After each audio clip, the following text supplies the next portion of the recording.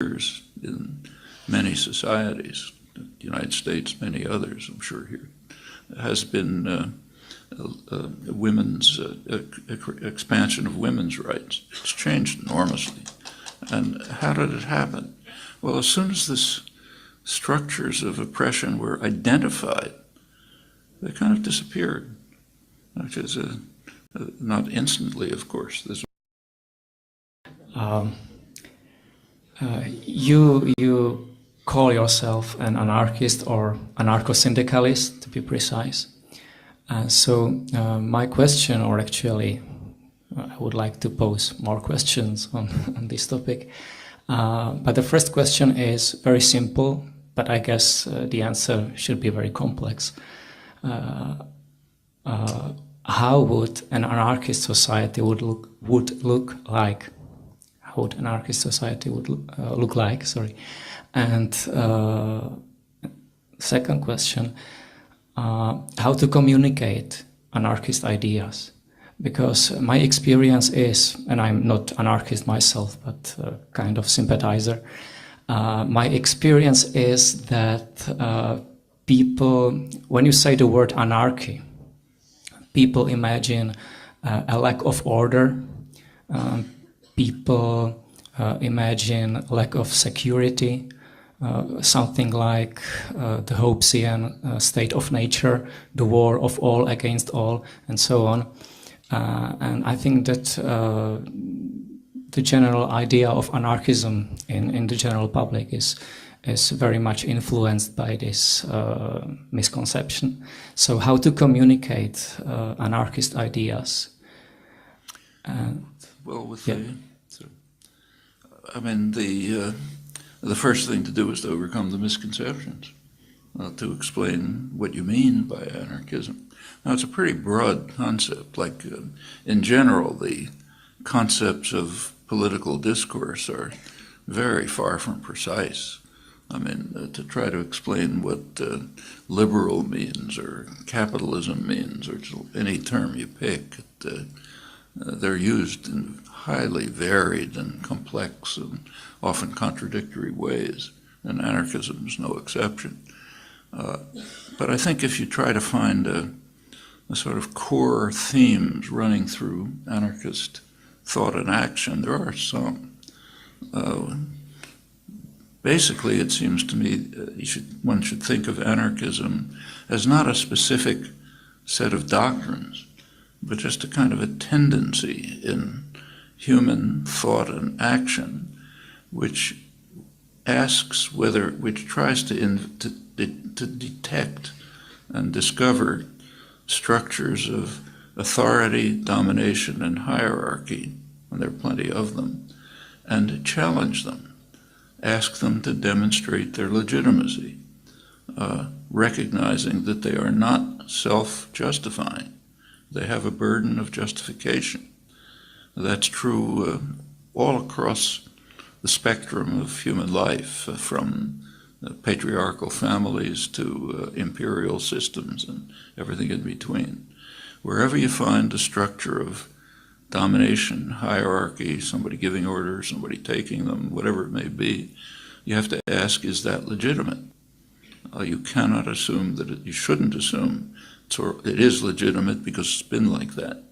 That's not a justification. You have to ask, is it legitimate? When you do, you generally find that it can't be justified. There are cases, you can think of cases where you can make up a justification, but try it, it's pretty hard. Most of the time, the justification is the way power is distributed. That's not a justification.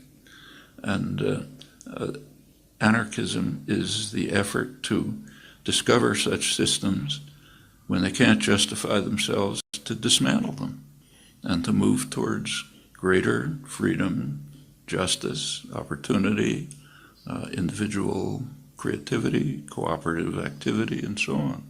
It's just a tendency in history. And I don't think it's hard to communicate to people. I think they take it for granted if it's brought to their attention. And you see it. For example, take one of the major achievements of the last 50 years in many societies, the United States, many others, I'm sure here, has been women's expansion of women's rights. It's changed enormously. And how did it happen? Well, as soon as the structures of oppression were identified, they kind of disappeared. Which is not instantly, of course. There's resistance, still plenty of resistance. But the power, there's a nice, it's a general truth that power prefers darkness. If it's exposed to the light, it erodes. If people can see it, it erodes. And this happens all through history. Where does it lead? So what would the final goal be? I don't think anyone is smart enough to say that, to say what it would be.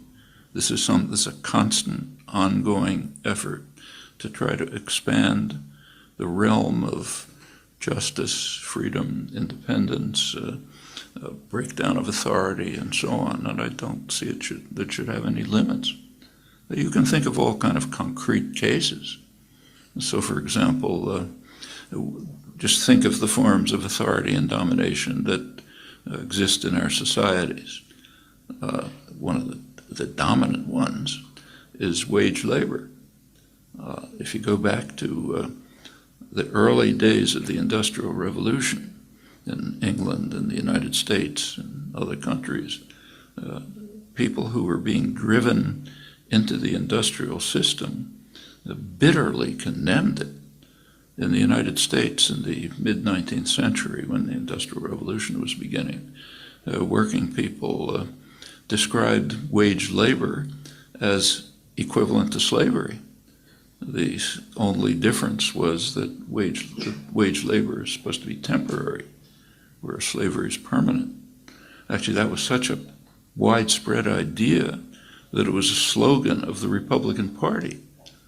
Abraham Lincoln accepted it. That's when Northern workers went to war in the Civil War. That was one of their slogans. Want to eliminate chattel slavery, literal slavery, and what they called wage slavery. No influence of Marx or European radicalism. This just came straight out of popular understanding, the popular understanding of free, independent people who felt their rights are being taken away by being forced into a system where they have to sell themselves to survive. I mean, they understood. You read they had their own. This is the period of the freest press in American history, maybe any history. There's working class press, what were called factory girls, young women taken from the farms and forced into the textile mills, had their own journals. It's very rich literature. And one of the themes was that if you sell what you produce for a price, like you're an independent crafts person, you make something and you sell it, you're selling what you produced. If you work for a wage, you're selling yourself. You're losing your freedom.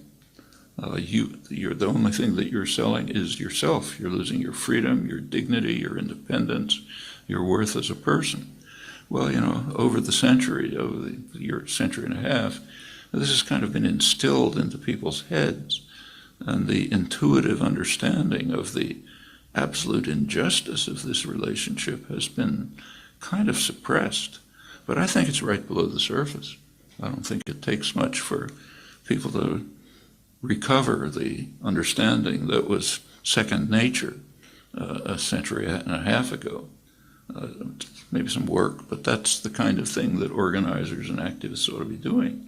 And that's a kind of oppression and domination that I think should be eliminated. And we know how to do it. It should be eliminated by enterprises that are managed and run by their participants. Not a particularly obscure or even utopian concept that happens in many cases. For example, there's in Spain, Basque Country, there's a huge conglomerate, Mondragon, which is more or less run on these principles, not quite quite, but something like it. It's owned by the participants. They select their own managers. They don't manage it themselves, but and they're under recallable and so on and so forth. That's a step towards overcoming the deep oppression of the wage labor system. In the United States, in the old industrial regions, so-called Rust Belt, where the factories have been abandoned and so on, there's a spontaneous spread of worker-owned and worker-managed enterprises, not huge ones, but pretty substantial ones. In fact, they're now one of the more progressive unions. The United Steelworkers is right now involved in discussions with Mondragon in the Basque Country to try to integrate their activities. These things come very naturally to people. It seems perfectly obvious thing to do, and I don't think there's difficulty in communicating it once people are freed from the oppression that comes from just reflexively adopting the customs and conventions in which you survive. Actually, it's rather similar to the women's movement in this respect. So, for example, if you'd asked my grandmother whether she was oppressed, she wouldn't have understood what you're talking about. That's like asking, does she breathe? If you asked my mother whether she was oppressed, she knew it, and she resented it, but she thought there's nothing you can do about it. My daughters, it's totally different. They won't even bother answering it. Those are changes. Those are changes that have taken place just through exposing power to the sunlight and seeing it evaporate. And I think this can happen in many domains. So what would an anarchist society look like? Well, the final result, I don't expect the final result. Human life is too complicated, but you can see steps towards more freedom, more elimination of illegitimate structures of authority, and where it goes is for people to make their own decisions about.